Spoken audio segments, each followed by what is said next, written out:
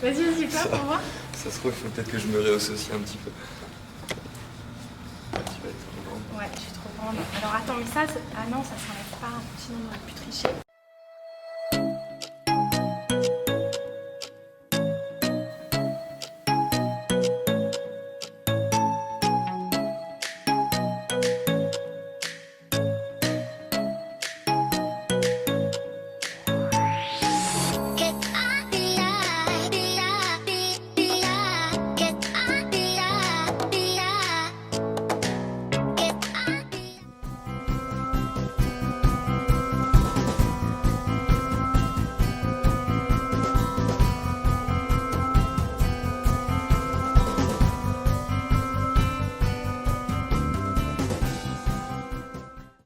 Bonjour à tous, c'est Valérie Sauvage du site challengeyourself.fr. Aujourd'hui, je reçois un invité d'ailleurs qui nous accueille dans sa salle de sport. C'est Alexis qui travaille pour eForm. C'est une salle qui se trouve à Rennes-Saint-Grégoire. Et je trouvais important de souligner l'importance du sport quand on cherche à gagner en confiance en soi. Quel peut être l'impact finalement de franchir les portes d'une salle de sport, non seulement pour l'aspect physique qu'on peut aller chercher, plus de tonicité, un mieux-être, mais aussi beaucoup d'autres choses qui se passent. Et Alexis va nous en dire un petit peu plus. Alors, quand je t'ai posé la question du lien entre la confiance en soi et du sport, j'ai senti que tu avais beaucoup de choses à dire. Parce que selon toi, il se passe vraiment des choses. Est-ce que tu peux nous guider, nous dire ce que tu penses effectivement de ce processus, de ce qui se passe dans la tête de quelqu'un qui franchit une salle de sport, avec cette envie aussi un petit peu en arrière-plan? Oui, déjà bonjour à tous, donc moi comme c'est Alexis, bonjour Valérie. Donc je vais vous expliquer ça. Donc nous on voit souvent des personnes qui vont franchir le pas en se disant tiens je vais aller faire du sport. Et souvent, vu que nous on est une salle de sport qui propose des cours collectifs, ils vont avoir en fait ce blocage du fait qu'il y ait beaucoup de personnes et du fait qu'il peut y avoir un regard en fait fixé sur ces personnes-là, alors que pas du tout. Dans le cours collectif, je veux dire, même si on peut être entre 30 ou 50 personnes dans la salle, le regard est focalisé quand même sur nous en tant que coach. Et en fait, moi, l'idée que j'ai, c'est d'aller chercher en fait ces personnes-là qui peuvent rester par exemple sur le plateau musculation où ils sont un peu plus en autonomie et de leur faire franchir en fait ce cap qui vont leur permettre en fait de déjà dans un premier temps de se dire que les gens ne les regardent pas forcément, travaillent quand même pour eux, c'est personnel, et que grâce en fait à cette ambiance collective, cette ambiance et cet engouement collectif, ça va permettre en fait de gagner une certaine confiance en soi, qui vont pouvoir même mettre en parallèle avec leur vie professionnelle ou personnelle. C'est un pas qui peut être fait effectivement dans tous les domaines. Le fait de franchir une salle de sport, s'inscrire, de faire ce choix. Alors tu en parles, il y a différents objectifs, différents niveaux et caps à franchir. C'est-à-dire qu'aller sur un plateau de muscu, être simplement sur des machines, il peut y avoir l'impression que les gens regardent un peu moins. Alors que dans un cours collectif, alors qu'est-ce qui va venir à l'esprit des personnes qui nous regardent? Premièrement, quand on s'inscrit dans une salle de sport, on peut ne pas aimer le corps qu'on a actuellement. Et donc se dire mince, tout le monde va le voir. Les tenues de sport des fois ça peut être un premier sont facteur. pas toujours hyper avantageuses, c'est moulant, Et puis l'autre chose, c'est le fait de tenir, c'est-à-dire que sur les cours, alors moi j'en ai fait un peu, le cardio c'est vraiment ma faille, et donc très vite je m'essouffle. Et alors c'est à la fois très bien pour la confiance en soi parce qu'on se force à continuer, parce qu'on sait que les gens effectivement vont le voir et on se dit mince, la mamie d'à côté qui a 65 ans, elle tient bon et moi je lâche. Donc ça permet de se dépasser soi-même. Ce regard-là, je trouve qu'il est plutôt motivant qu'handicapant. Et c'est très bien que tu ailles chercher les gens sur le plateau parce que seul c'est des fois compliqué. Alors que là, finalement, le regard que tu peux avoir sur eux, ils vont dire mince, si j'y vais pas, il va peut-être se dire que je suis lâche, que je suis pas courageux. Oui, c'est sûr. Et donc ce premier pas qui est le plus difficile, tu le facilites. Et tous les coachs leur conseillent sans doute de le faire, mais toi tu le fais. Et c'est important, c'est-à-dire qu'ils ne rentrent pas dans une salle en autonomie totale, ils ont ce soutien, cette possibilité d'avoir cet appui pour franchir le pas du cours collectif. Alors on ne dit pas que c'est magique, que tout va se passer, que la confiance en soi va grandir, mais le fait d'aller à un premier cours, d'y retourner, d'être régulier, de se dire en fait ça se passe bien, je gagne en performance, je gagne en plaisir. la douleur fait la place finalement au plaisir de plus en plus.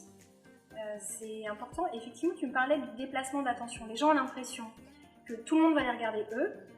Or, tout le monde est focalisé sur toi, d'une part, et sur eux-mêmes. Parce qu'en plus, je suis sur une estrade, du coup. Alors là, on est sur cette estrade. Et on est sur cette estrade. Voilà. Et pour revenir juste à ce que tu avais dit juste avant, sur le fait que, du coup, on va chercher. Enfin, personnellement, même mes collègues ici, on est quand même dans une salle où on a cette proximité avec les gens. Donc on va les chercher, mais il faut savoir aussi que même pendant le cours collectif, donc on peut avoir comme une idée derrière la tête en disant je peux pas finir le cours parce que c'est trop physique, etc. Même nos cours collectifs, ils sont construits sur le fait en fait de proposer à la personne par exemple qui va débuter le cours collectif, de lui proposer par exemple de faire la moitié du cours tout en lui expliquant pourquoi. Pas forcément de le cibler pendant la séance, parce qu'il y a quand même du monde. Si la personne déjà elle est un peu introvertie, ça va être difficile, il ne faut pas cibler la personne, mais parler dans son groupe, leur expliquer pourquoi commencer petit à petit, pourquoi par exemple faire sur 10 chansons, en faire que 5 au début. C'est pas qu'on est moins bon, c'est qu'il faut leur expliquer qu'il faut adapter son corps en fait pour pouvoir faire un cours d'1 heure. Donc, et ça, c'est pas forcément d'être la personne, comme vous avez dit tout à l'heure, comme tu as dit tout à l'heure, excuse-moi, la petite mamie qui fait le cours d'1 heure. Faut savoir que la petite mamie, ça fait 3 ans qu'elle fait le même cours. Donc son corps en fait est habitué à ce genre d'effort.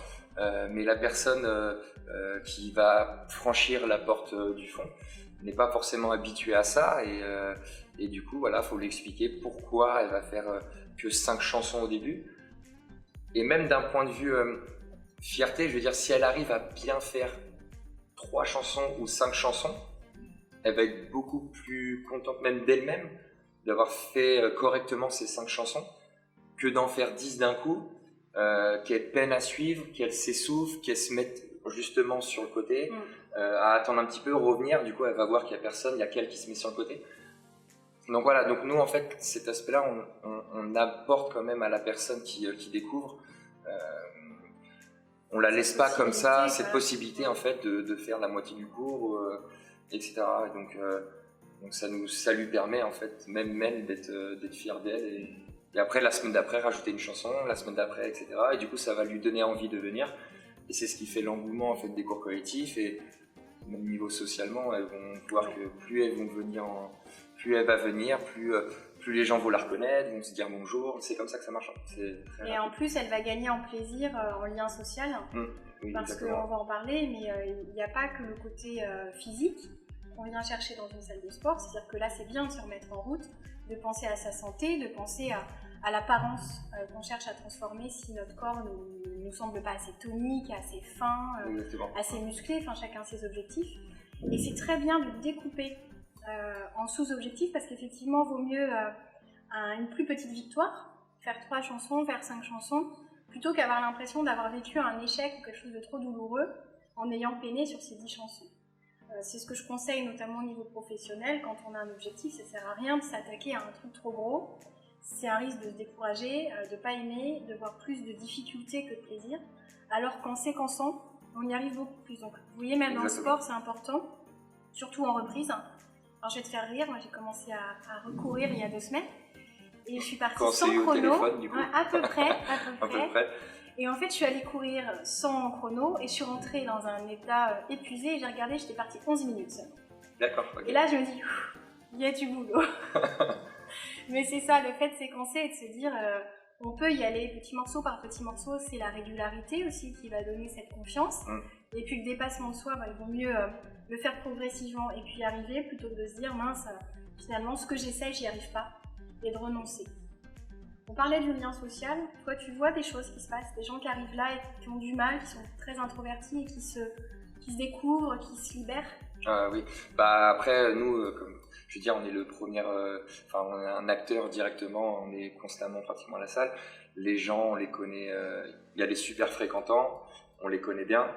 On sait comment ça marche parce qu'on les voit, comme on est sur une estrade pendant le cours, mais on est aussi à l'accueil, on se déplace sur le plateau musculation, donc on est amené à discuter, on fait beaucoup de social aussi, forcément, mais c'est pour ça qu'on fait le métier aussi, j'adore faire ça, j'adore discuter avec les gens. Et c'est là qu'on voit, on voit souvent les petits rapprochements qu'il y a. On peut même voir, on observe des groupes, forcément, que ce soit dans une association, dans une salle ou même dans une entreprise, il y a beaucoup de personnes, il y a forcément des petits groupes, etc. Mais nous, on arrive à les voir. Mais c'est qu'on rentre quand même, dans une salle de sport, on rentre quand même dans l'idée en fait de convivialité, même s'il y a des petits groupes. Ils vont pas rester qu'entre eux. Je veux dire, s'il y a une personne qui arrive, tout le monde se dit bonjour. Et voilà. Et la personne en fait qui est introvertie, qu'on va aller chercher ou elle peut venir même d'elle-même. Hein. Ça arrive souvent. Hein. On va pas chercher tout le temps les gens, mais une personne peut venir d'elle-même, donc elle va se placer dans le fond de la salle. Parce qu'elle a peur un petit peu. C'est la personne qui n'a pas confiance. Le fond de la salle. Ouais. Ah ouais, ça rassure. C'est le radiateur de l'école en fait. Ouais, exactement. À côté du radiateur. Sauf que le prof, il est surélevé, donc il voit, et c'est ce que je lui explique aussi un petit peu. Ce que je lui explique. Mais on la laisse jamais, même si elle est dans le fond, on la laisse jamais toute seule. Il faut surtout pas, il faut faire très attention, surtout aux personnes comme ça, introverties, à pas leur parler face à un groupe, à pas leur parler fixement, à dire par exemple le prénom de la personne, parce que sinon elle va vraiment se renfermer sur elle-même et elle risque même de plus venir. Donc tu vas plutôt dire, bon, si vous avez du mal, faites une pause voilà, là. Je vais la cibler, mais en parlant en groupe. Donc elle va se sentir touchée. Elle va comprendre que c'est pour elle parce que par exemple elle fait par exemple quelque chose de pas bien ou je vais vouloir, elle le fait sur l'instant T et moi je vais parler, faites attention, regardez votre position, je vais parler au groupe. Mais du coup, quand elle va regarder, elle va faire « Ah bah c'est ce que je suis en train de faire ». Et elle va sentir, parce que moi je vais la regarder. Ouais. Il y a le regard aussi qui joue énormément. Je vais pas regarder, si je parle comme ça, je vais quand même la fixer un peu du regard. Mais ça, c'est juste entre elle et moi. Ouais. Et les gens ne vont pas se retourner pour voir qui c'est, parce que j'ai pas dit un prénom, ou toi là-bas, avec le haut rouge. Ou...